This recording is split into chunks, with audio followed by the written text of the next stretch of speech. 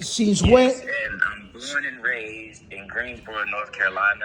I know yesterday you brought up the dog fighting here in North Carolina, and I did not know that they had that going on here, which is pretty unfortunate all the way around the board. But yeah, I'm 22. I'm interested in hunting. If it will be like boar hunting or deer hunting, and possibly selling the meat. But one of the main things that I'm interested in is having a good dog.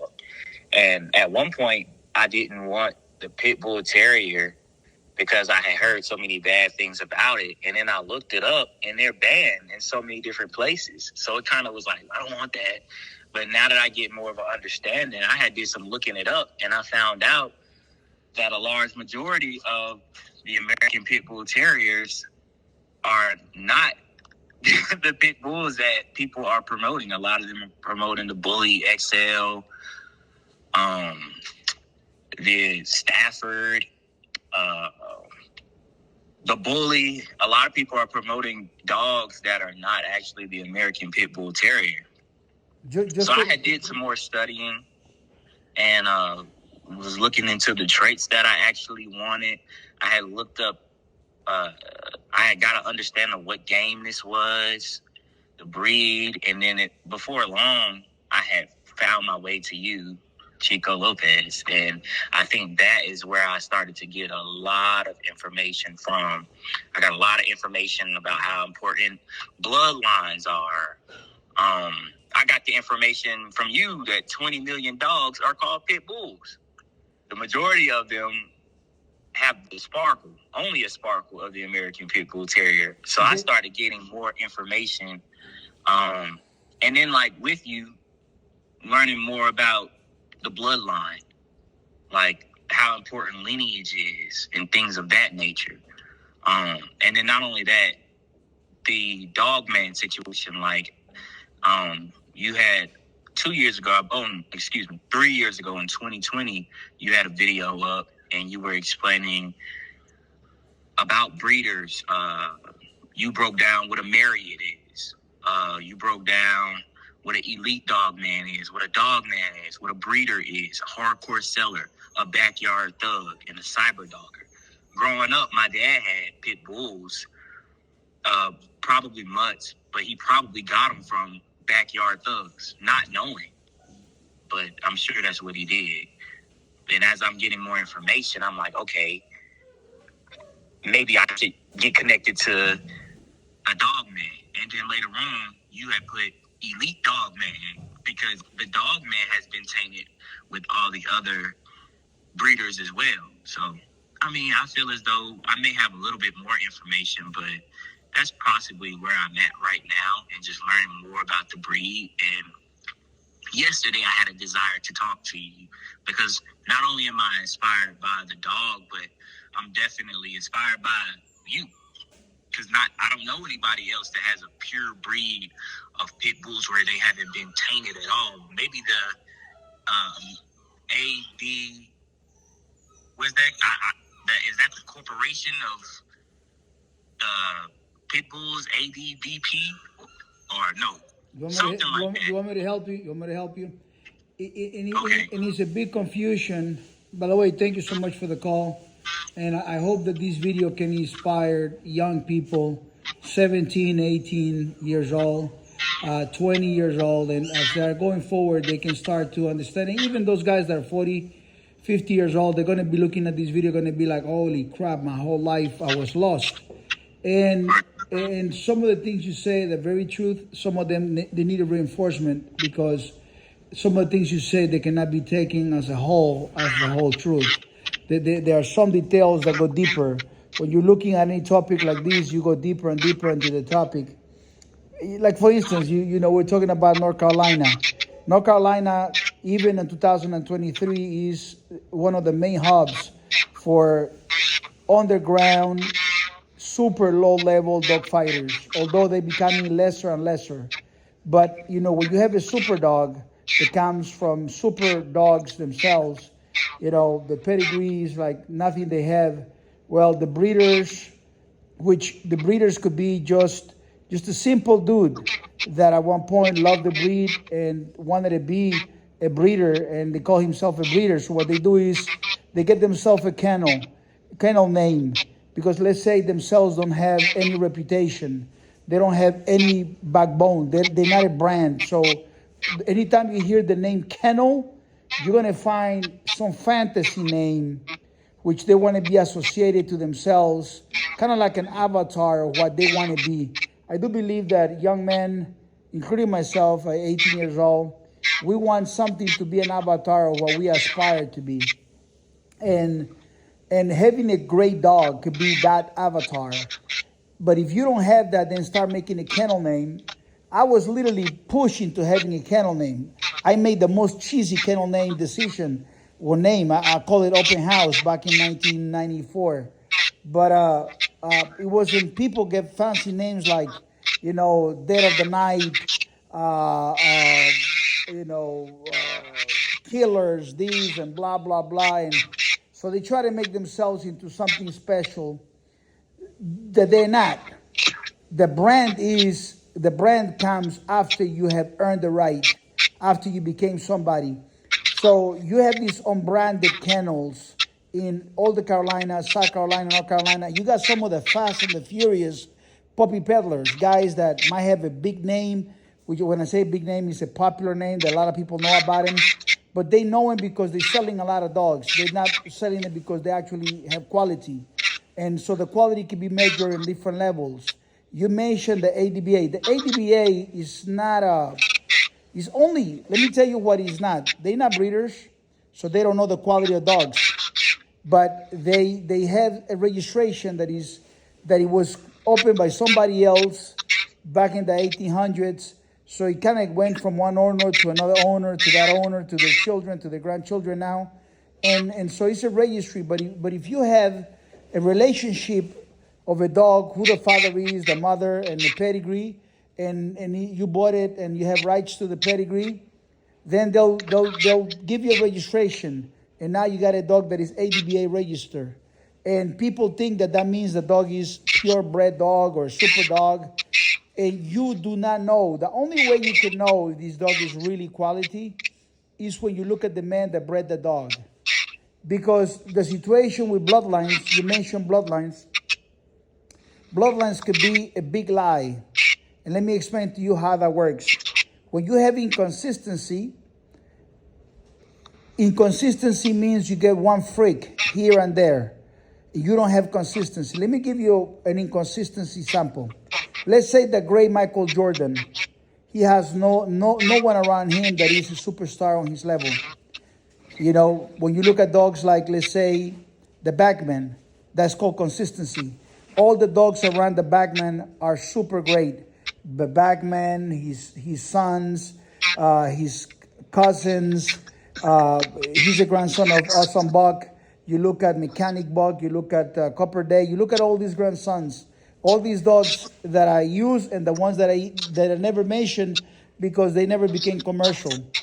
And when you look at these dogs, they have consistency. And Michael Jordan has inconsistency. Let me explain to you why.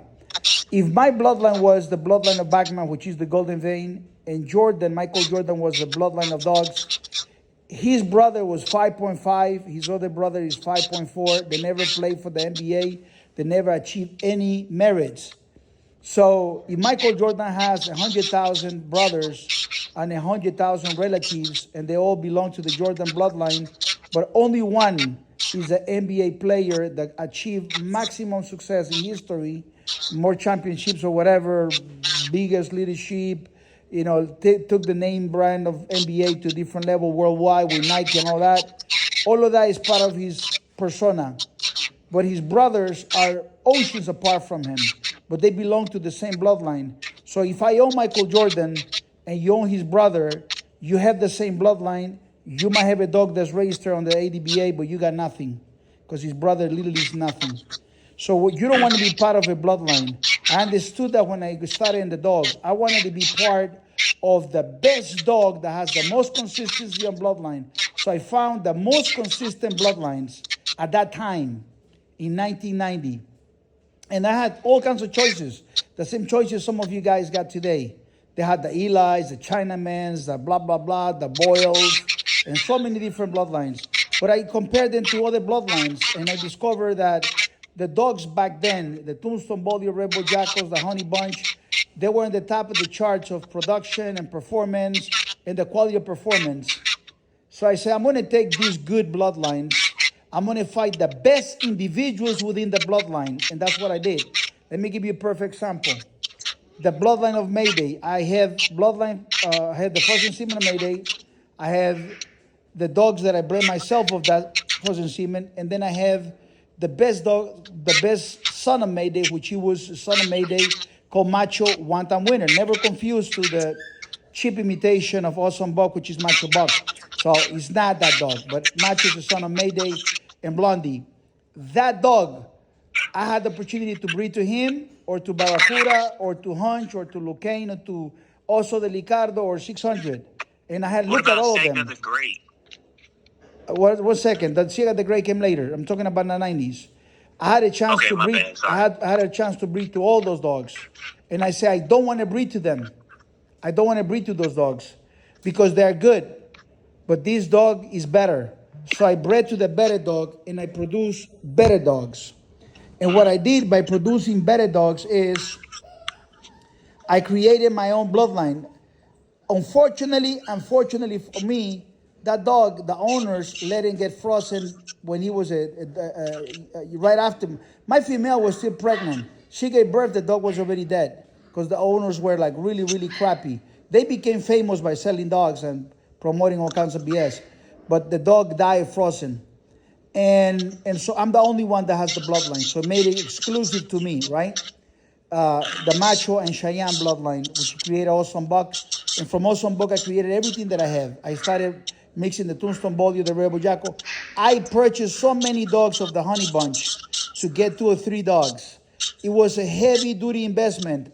And then I look at everyone that bought dogs at the same time from the same leaders like me, and they're announcing like they got these major dogs, and those dogs that I have from the same leader, which are the best dogs, were garbage to me. With the pedigree, with the registration from the ADBA, they could have been good show dogs, but they were garbage to me because I was looking for quality. And until I found that quality, I took those dogs and I started mixing my own bloodline, my own combinations, and I took these dogs from being good out of hundreds of thousands of dogs into becoming the best dogs in history. Because they outperform. These dogs like the Bagman, Sierra the Great, all these dogs that I created myself, outperform all the other dogs. And so bloodlines is important when you have nothing. But then once you're in the bloodline, you see which is the best bloodline. And once you have the best bloodline, then you look at what is the best individual within the bloodline. And then you're going to need more other dogs to create your own things. The problem is you need a lot of humans financially and to clean all these dogs, to take care of dogs. So many people on this network, the more people you involve, the worse it becomes. So I understood that I couldn't have nobody involved in it but me. So I took everything on my shoulders like a hero, and I did everything on my own. So I separated myself from everybody. Everybody that was buying dogs in 1990 along with me or at the same time, they took the Tombstone Bolio, the Rebel Jack, or the Honey Bunch. They are completely outperformed by me. They are like less than 2% in quality of what I have. They are nobodies. They got pedigrees, registrations, like you mentioned, ADBA, but they don't have the greatness. They don't have the accolades. They didn't do the things that I did to become the greatest. And so that makes a difference. And my first mission was to own the greatest dogs. So once you study the brand of the dog is the man, then you look for that man. If that man has a network of 20 other men along himself, then you take that network, you compare it to this one man himself, Chico Lopez, and you'll see that they have so many men, so many different standards. You have one man that outperform everybody, more dogs of the year, better quality dogs. So today we got puppies that are pets for great people, and that's why I deny breeders, and that's why I deny kennels. Because to me, the breeders and the kennels, they failed. Collectively, the whole community failed. They are behind those mutts they call bullies. The guys of the 60s, the guys of the 70s, and they are behind selling and creating crappy dogs that they got deformed. They sold dogs to anybody, and they told those guys, oh, you're a breeder because you got my dogs. You want a male and a female so you can breed them together irresponsibly. And they messed up everything for the future. And there were some old timers that they were not special, just like had a long time breeding dogs. Maybe had a couple success here and there, hit and miss, but they called them old timers. And go ahead, my brother. Hello? Yeah, I'm here. Hello? Yeah, I'm here. Your line had dropped. Do you guys deal with pit bulls? Hold on one second, my man. I do deal with pit bulls. Can I call you back in a little bit? Yeah, bye. All right, man. Hello, I lost you for a second. Yeah, you lost me. I was gonna text you, but we're good now. Yeah, so no, somebody else had called here, but that's okay. Somebody called looking for dogs. But I was telling you is, you know, you must understand that those old timers, they're behind the one owner somewhere in the world, somewhere in America, that decided to breed dogs for bigger head, for bigger this, for that, for whatever. They deformed them. They created the blue dogs, which have no history back in the 1960s, 50s. There's not a single great, amazing dogman that you could go back and say, Earth Tudor was great, but there's these other men that had in the 50s blue dogs and his bloodline become great and is attached to those dogs of blues today. There's no such a thing. Those dogs are not even, they don't even look like the real deal. So I don't sell my dogs for hunting, by the way, just so you know. I only sell my dogs as pets. And the reason why I don't sell them for hunting is because hunting, you might lose your dog in a hunt.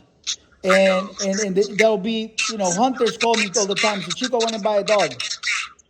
But they use they call them cur dogs. They call them cash dogs.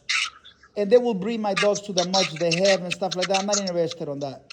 I'm interested on a doctor, a lawyer, engineer, a good person that wants the best dog for his life, a realtor, an entrepreneur, and he wants to have the best dog, the best brand, the best man behind the dog. You know, I want a son of Atos. I want a son of Mayweather. I want a son of Mayday Red. I want a son of Awesome Mayday. I want a son of the Bagman. That's who I'm looking for. I'm not really looking for all this other stuff. And as far as North Carolina, I'm pretty sure that they have a lot of good people in North Carolina. But most of the scumbags today, they literally on the South, you know, and so, you know, the times change, the guys never change, and there has been a lot of changes within the culture of the people behind the dogs. Somewhere in the 90s, they became a heavy-duty culture of heavy-duty drug dealers and traffickers that got into the dogs. Somehow the dogs, you know, they are so great. A good person do not know how great the dogs are, and that person end up having a Labrador or end up having a poodle or a really feminine dog, and do not have themselves the opportunity to have a real great American Pit Bull Terrier, because the image of a great American Pit Bull Terrier or a Pit Bull is a blue mutt, a dog in the shelter that overrun by shelters, a dog that's aggressive in the news, which is an XL bully that's killing people.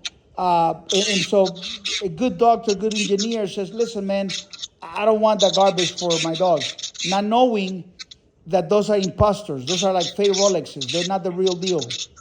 And so it makes it very difficult. But once one of those great men, those great winners, get a hold of one of my dogs or get a hold of me and study me, then they say, I want a dog from Chico Lopez. They go to your point of view where you understand that 99.99% of all the dogs in the world they call pit bulls or American Pit Bull Terriers, they're literally low quality dogs, mutts, you know, and stuff like that. And a lot of people are happy with mutts. I want you to know that. A lot of people are happy with that dog that, you know, doesn't matter if they rescue the dog never beat them, and they're happy. They say Chico's talking BS. my dog is a mutt mixed with whatever we call a pit bull, and we're happy. You're happy, but that dog might have a brother and sister that might hurt somebody. That's not a real pit bull. If you breed a super race horse that's that's $10 million, and you breed it with $1,000 barn horse or plow horse, farming horse, you don't have a good race horse anymore. You don't have a good farm horse anymore. And if you call that horse race horse, it's a lie. And that's what they did. They still call it a pit bull. They mix it with all kinds of garbage. They still call it a pit bull. So the word pit bull is not a real pit bull. The word dogman is not a real dogman. And that's what it boils down to. The guy that called himself a dogman, maybe just a thug pretender, making a video using as a title Chico Lopez something, so they can, cloud chase people. And the good thing about it is when these clowns or haters do this kind of thing, they attract people. They attract all the garbage. Let's say they talk bad about me. Garbage cans have no brains. They're like sheeps, And so you steer them in one direction. You tell them Chico's dogs are garbage or whatever. They go that direction. They're stupid. Smart people, they look at the clown that's talking about Chico Lopez, and they say, this guy look like a stupid guy the way he talks, but now I'm interested on this Chico Lopez. Let me look for Chico Lopez. Then they look for me, and when they find me, they say, wow, this guy really has passion for dogs, really has passion for excellence, really has the merits, the success behind him, and he's really dedicated to his craft. So that's why that fool that I found first is hating on Chico Lopez. Now I like Chico Lopez. Now I'm going to have a dog from Chico Lopez. And at the end of the day, I breed the dogs for myself, and then I breed them for the people to have them and have the greatest dog experience. There are so many topics that will break down out of it, like what will be the future of the breed, because my dogs are the breed. There'll be soon a time where people will get educated, and they'll say, if you don't have a dog from Chico Lopez, you have a mutt. If you don't have a dog from Chico Lopez, don't tell me who raised the dog. Don't tell me who bred the dog. If that guy that you got the dog from is not on Chico's level, then you got a mutt. Because Chico Lopez is always a choice. And whoever else that you picked up might be a second place to you, but that guy might be oceans apart in quality to Chico Lopez. And so at one point, smart people will understand, if he's not from Chico Lopez, directly from him, I don't want to do nothing. One day Chico Lopez is dead, they will be looking for, his wife, and one day the dogs will be gone. And, it is very sad because they still will be the best dog compared to the other dogs. But, when you climb the mountain and you get to the very top of the mountain, there is a place on the mountain where you take a stone and you put the stone on top of the mountain at the very top, at the very summit, and you take a knife and you put the knife with the sharp part up to the sky. That sharp part is called the apex, which is the very tip of everything. From that tip going to the other side of the tip, the mountain, it starts going down. So every breed, everything in life every society, every culture gets to an apex point, and then it starts to go down from the apex point. We right now, Chico Lopez Dogs, 123pitbulls.com, we are the apex. And I want to tell you that I have a way that'll be, it will sustain even when I'm dead. I have a system that I have that my family, my people, whoever I leave in charge is going to be able to continue for another 20, 30, 40, 50 years maybe. But one day we'll be gone. I promise you that. Then we'll take those dogs. It'll become good. But then one time they'll become common. And now one time they will be like 100 years from now. They'll be like, hey man, these dogs come from Chico Lopez, and he did this, and we continue as best as we can. And take a look at this dog. This dog looks like the Bagman. This dog looks like Atos. He does have, and people will learn. I will be a better teacher for the next generations than the people that was behind me. When I got behind me, these men that I respect, the old timers, because I'm not talking bad about them, they were willing to sell a dog for $1. And they sold me dogs. They sold dogs to everybody. The reason why I outperform everybody is because I was looking for excellence. And I understood the book of Jim Collins, From Good to Great. I wanted it great. I didn't want good. So I did the hard work to take the dogs from good to great, develop consistency, and create something great for the future. And that's why I'm here.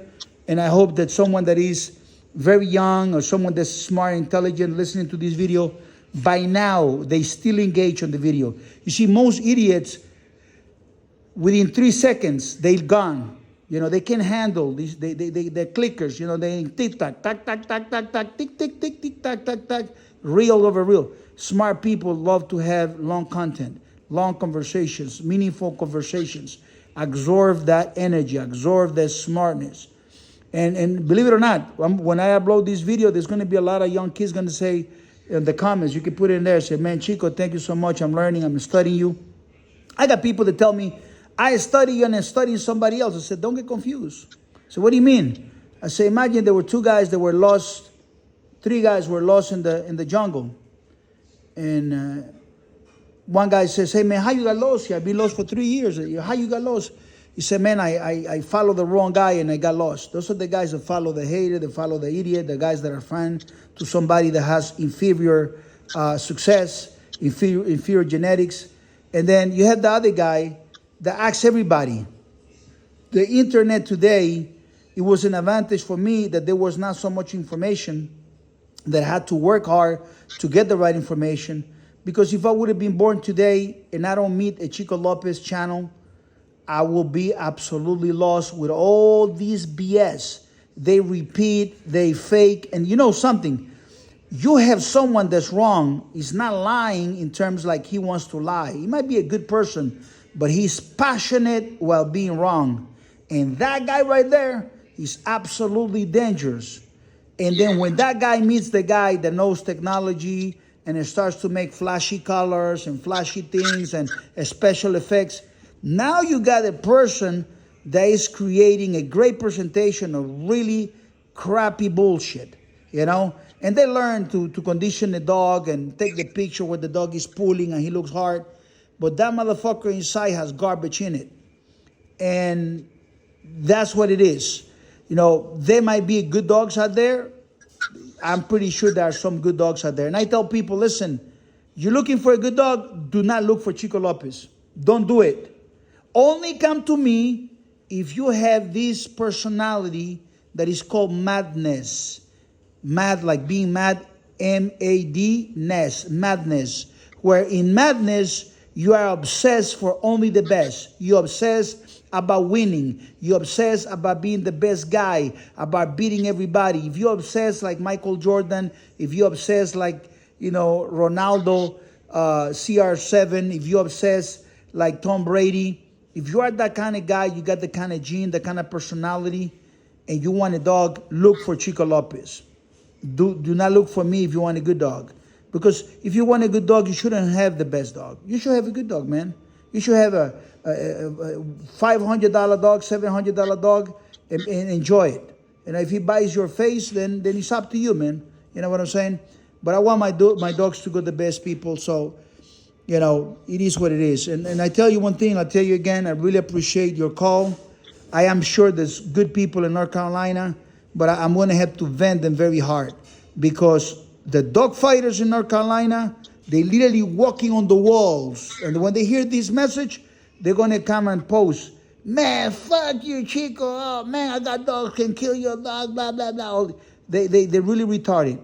They are there. They call me. They already declined them. They put their mama on the phone. I already declined her. They're snakes, you know. And I believe that those guys, they're stuck in time.